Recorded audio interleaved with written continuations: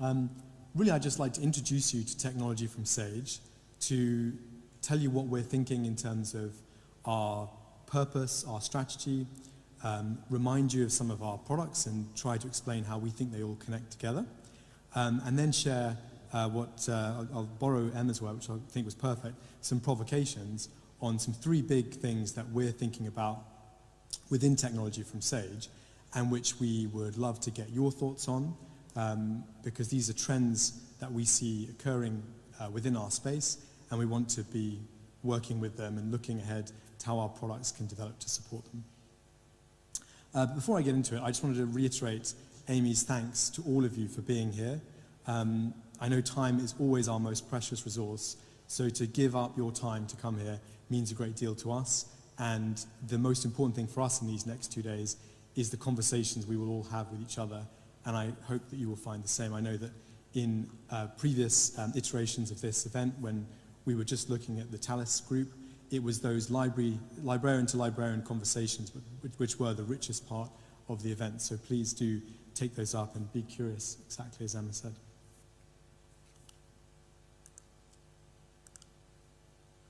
So our purpose at Technology from Sage is to help libraries advance teaching, learning, and research. And what we mean by that is we've very deliberately put the library at the center of our strategy at Technology from Sage.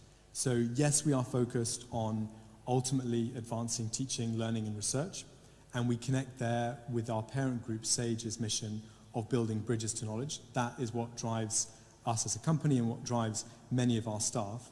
But we see our particular opportunity as helping libraries do that. We think that we have the biggest impact when we can provide tools that support the library in their own mission, which ultimately advances those 3 goals. And our strategy is to support the library in this shift that we see from collection-centric services to patron-centric services. And I know this is something that many libraries have been doing for a number of years, but it's something that we see only accelerating over the next several years, 5 to 10 years. And in that respect, we would see ourselves within that view of the library that Roger Schoenfeld and others have articulated, where it's not just what libraries hold, but who they serve.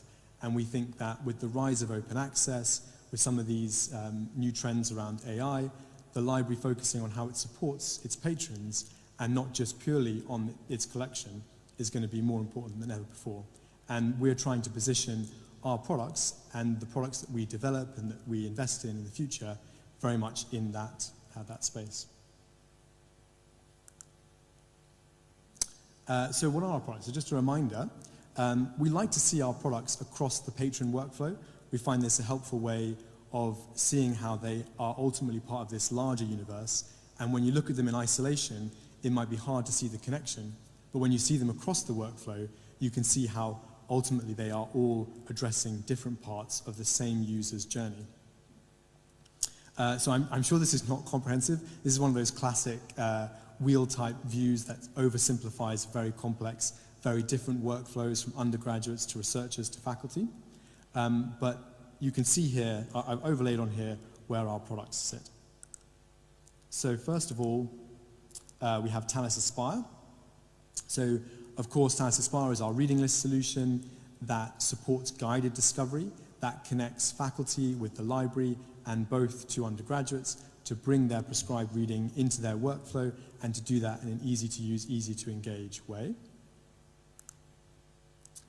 Then we have Thales Elevate, which is our social annotation tool, and that's really about being in the learning experience with faculty and with undergraduates to help them work together annotating resources and to bring the library into that process as well, because of course this connects directly into the library's strategy around its resources and around ensuring the most engagement with those, and even in areas like student retention as well.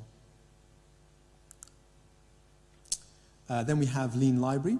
Lean Library is our browser extension or application that sits in the patron's workflow and both helps them with their independent process of discovery and research, but also brings the library into that workflow. And if you're not familiar with some of the Lean Library features, we've worked particularly hard in the last 2 years to bring library services like things like libchat and libguides, thinking about Emma mentioning libcal, that's next on our roadmap, to try and bring these services and tools that are often on the library website or on the library portal and take them to users when they need them.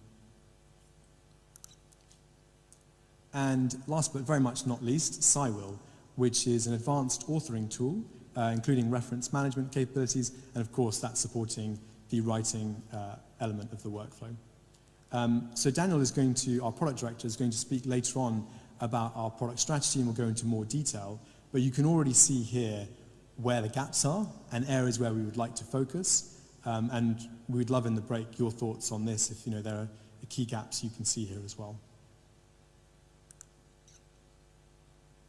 So the second piece I wanted to talk about was a little bit around provocations. It's 3 trends that we're thinking about at Technology from Sage. And as I say, for us, the big benefit of this event is to get to speak to you and to hear what you're working on, what your big worries are, or your big opportunities.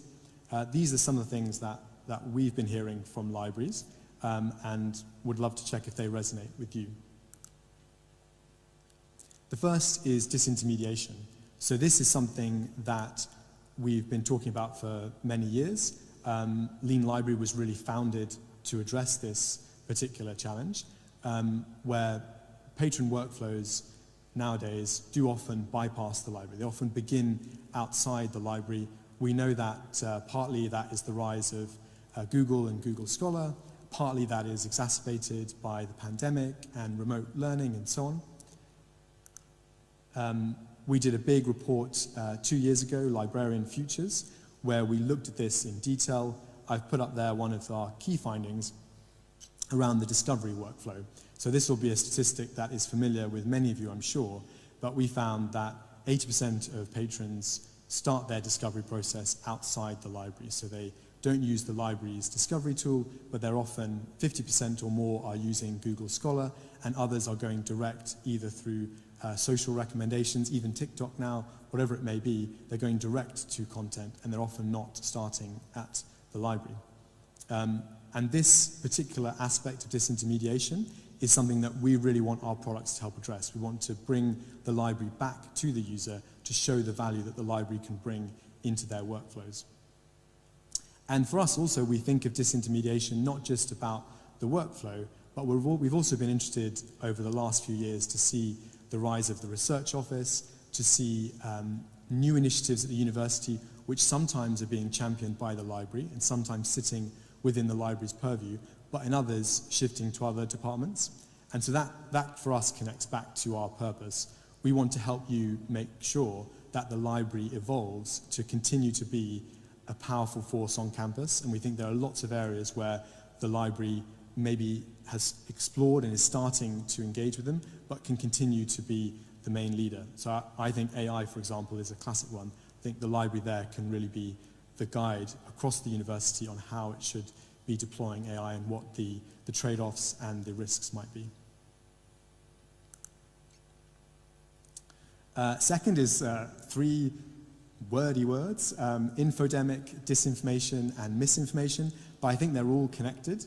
And I think this particular trend we see really reinforcing the historic role of the library. So curation and information literacy, of course, always key to the library.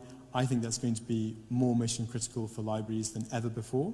And if there are things that we can do to support that, I'm very keen to champion them. To give you a couple of examples of what I mean by those 3 different things, on the left-hand side, you see some findings from a study that we did with our friends Site, who are here over the next few days, and also with Cambridge University, where we analyzed patron reading habits that we were able to capture via the Lean Library browser extension. And we put those through the Site citation index. And we saw that, we saw that 13% of the academic content that had been read by those patrons had been contested by other academics in the field, or majority contested. And almost 1,000 papers, a very small percentage, but as a number, quite shocking, had been retracted or withdrawn by the publisher. And that's at a very well-known, established university in the UK with a lot of support from the library. Imagine what those figures are going to be like globally, particularly with the rise of AI. I saw something yesterday saying that there are already now published papers that are citing erroneous academic articles that don't exist, that ChatGPT hallucinated and came up with on the fly. So clearly, this is an issue that we've already been facing for many years with predatory journals and other things, but it's only going to get worse, and the library can play a pivotal role. Alongside that issue around misinformation and potentially disinformation, we also have the growth in academic output. So the academic output has grown by 53% over the last decade, and last year alone, over 3 million papers were published. And that's just papers. I'm not even counting preprints there, which are continuing to grow very, very dramatically. And I saw Web of Science have just added preprints to their index as well. So the library needs to be there to, of course, support patrons in curating this and in navigating to the quality content, to the content that they need. And then third, as Emma said, it's 2023 talk, so couldn't not mention artificial intelligence with all of its new capabilities, challenges, and the broader societal change that the library may not have control over, but will be affected by. I had a great debate with a colleague earlier from our engineering team who knows a lot more about artificial intelligence than me. I'm not a technologist. And he was questioning this idea, basically, is it just emperor's new clothes? Should we really be taking it as urgently as we are right now? And I was making the argument as strong as I could that I really do think we should. Again, I'm not a technologist, but I've tried to spend as much of my time as possible, as I'm sure you all have, in the last few months, trying to get a hold of it, reading as many experts as I can. And it feels like until we know otherwise, we should take it incredibly seriously, and we should assume that it will have a transformative impact. In that respect, one of my favorite movies is Casablanca, and I like this quote that AI will transform everything, maybe not today, maybe not tomorrow, but soon and for the rest of our lives. So there are lots of different predictions, whether you've got Bill Gates saying that we're going to see huge disruption to the workforce within the next 1 to 2 years, or others that say, hold on, it's more like 5 to 10. Either way, this is going to happen within our lifetime and within a narrow enough window that we should be thinking about it now. And because this conference is really about finding out what your perspectives are on issues like this, and we have a particular session on AI, a co-design workshop later on today, I didn't want to assume anything about the library. I thought I would just tell you what we're looking at Technology from Sage as a business. For me, the big thing is our duty of care to our staff. So we've just launched a 3-month training program, and the idea is not that we can train up anybody in 3 months. It's just to give an injection of cross-team focus to say, we know that some of you are already using AI regularly. Our software developers, for example, are using the Copilot tool that helps them auto-populate code. But in sales, in marketing, in product, in many other areas, we're not using it anywhere near as much. And so this is designed to engage those teams so we can then work out what further department and function-specific training we need to provide. And I wonder whether there's something there, we'll share our findings with our partners, as we always do, that might be of learning to other organizations, such as libraries as well. We're looking at this program across 4 different areas. We're looking at business defensibility.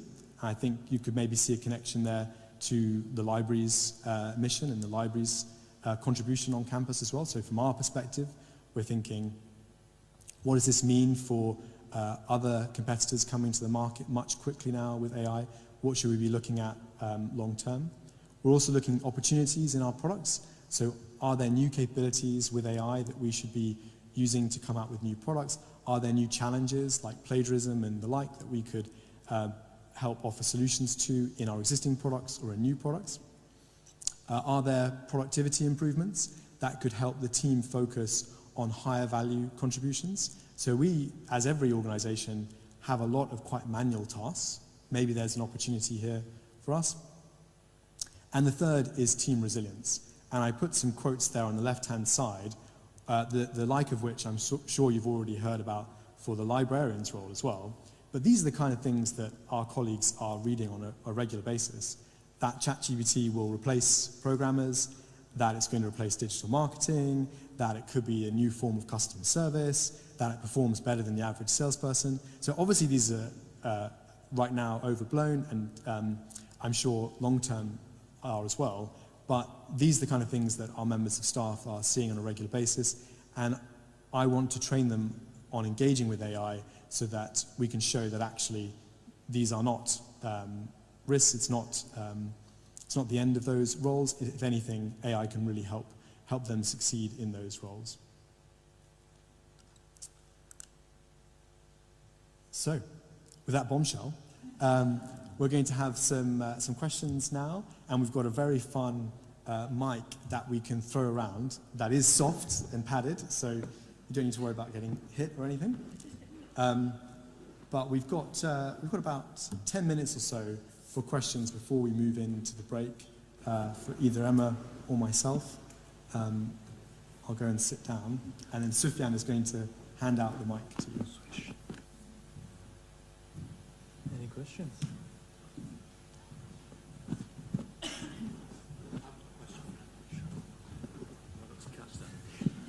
I'll be safe. This might seem a bit reactionary, but my question is, as you bring people into the library for events to get them to use the library more, does it suddenly become a space where you can't go and do your revision because of the noise?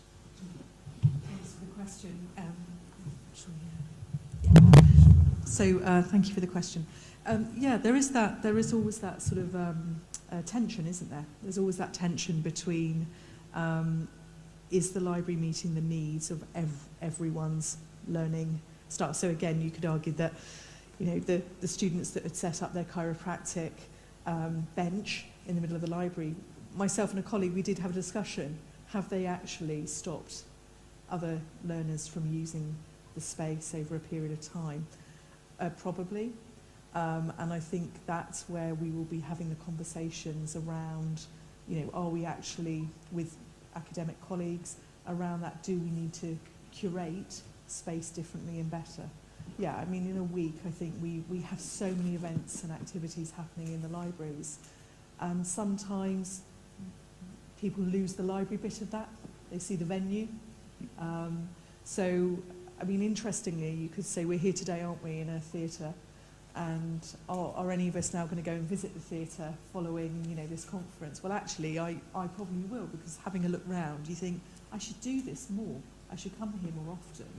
And I wonder whether what it does do is it brings those learners in, and particularly academics in, to the space, and they get to see, actually, we're not what we were 3 years ago, 2 years ago, you know, 1 year ago.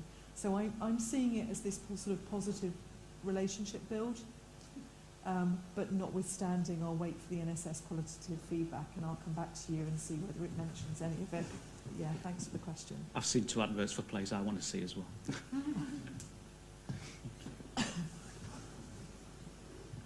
Oh, here we go. I don't want to throw it. This is very strange. Yeah, just going on from that sort of space question, it's an interesting time at the moment, I think, for higher education. They're predicting student numbers are going to massively increase over the next few years, and that obviously puts pressures on space in campuses, teaching space in particular. And I'm sure we're not the only libraries having estates teams come around looking for space that they can nick for teaching space. And I guess what I'd be interested to know is, how would you think that libraries can try and use this as an opportunity, maybe, to try and see if they can, because, you know, spaces is probably going to be taken from them, but try and use that as an opportunity to then get students into the building as well after lectures and things like that. So just, yeah, if you've got any thoughts on that? Yes, so that's a really moot point. I'm sure many of us here, I know the project I led several years ago where the bank moved in, and actually that was seen as a really good positive for the organisation. but actually, was it? Could that bank have gone somewhere else? And it's to do with footprint, isn't it? And it's to do with busyness. What I would say to you all, and again, you've all got your own experiences in this, is go and talk to people about the value of the work that you do and who is using you. And student voice has been really strong in helping us to not be defensive in that, but to actually have a really good conversation about the, again, equitable sort of access. All students use us, all learners use us. We're one of the only locations on campus where people don't have to pay anything to be there. They can be themselves, and we've done a lot of work around, again, monitoring use, so headcounts, UX. We've done a lot of UX monitoring in one of our campuses it's an Ariba award-winning building 10 years ago. So it's now going through a refit. The library is at the heart of the building, and it's a very valued space. And I did sit through many architectural meetings where the cafe really should go there.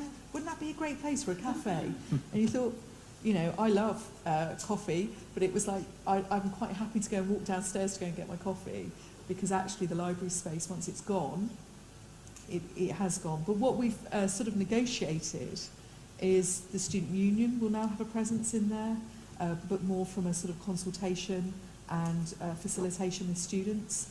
The library is the heart of that space and has been called that on the plans. And what was going to be a cafe will now be converted into one-to-one and group bookable teaching and training rooms. We'll then have the bun fight over who's actually sitting in them and using them. But actually, I think it's okay to be robust. It's okay to go back, and it's okay to actually use, and again, the co-creation and the sort of other voice is to work with, I would suggest, students, particularly in the value of the work that you do and the service that you offer. And I've found sometimes the student voice is stronger than mine or any of my colleagues. Good luck with it.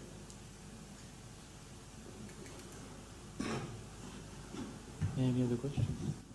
Can I ask a question? Yeah, Actually? sure. Sorry, I faced you. I was just interested, when you're speaking with university leadership, what are the KPIs that they would measure the library against? Is there a sort of annual review there they would say, you've performed well, and what would they be focused on? Shall I use that? So thank you, Matt. So that's a really good question. So thank you for it, actually. I report to a Deputy Vice-Chancellor. So I'm a member of the senior leadership team. And that's quite a crowded space. We have lots of people, estates, IT, registry. There's lots of big personalities, lots of big conversations. So the metrics that library traditionally was held to account for and was celebrated or commiserated on was primarily a KPI around National Student Survey satisfaction with libraries. So many of us in the room will know that as formally as question 19. And it was that very sort of basic, did the library meet your needs? And we would have these league table reports every year, both to Wales, to sector, and to the UK, and we'd be scrutinising them, and Larry and Rachel will remember these, lots and lots of meetings, learning and teaching committee. I'm proud to say we're out of that sort of minutiae and in the weeds, and what we've done is we've been able to articulate the library's role and the learning journey role in all of the metrics. So we have metrics around recruitment. So our critical success factor 1 is around recruitment and applications. So we are a venue for open days and part of the student experience on those. And then it goes all the way through into retention, attraction, retention, progression, achievement, so good honours, 2-1 and a first. And then we've got sort of CSF sort of 5, which is graduate employability, which I have responsibility for, and also then entrepreneurship. We then have 107, which is financial resilience, and again we evidence through supply chain our value for money and return on investment. So what I would encourage you to do is find out what your metrics are and then apply your thinking to how you meet every single one of those, and where you're not, why not. So we've had great NSS, we've had middling NSS, and what we've been able to demonstrate is why. And quite often it's about that sort of link to insufficiency. We're not doing enough, we should be doing more. But actually what it's often about is someone, if they've had a poor experience at the university, you'll see the qualitative feedback will be extensive, and library may be mentioned because it's another thing that didn't quite work for that learner. It's the learner's expectations were not met, their needs were not met. And so I take that as a kind of opportunity to sort of really scrutinise, okay, what, and again, it's the who isn't there, sort of who isn't engaging with you.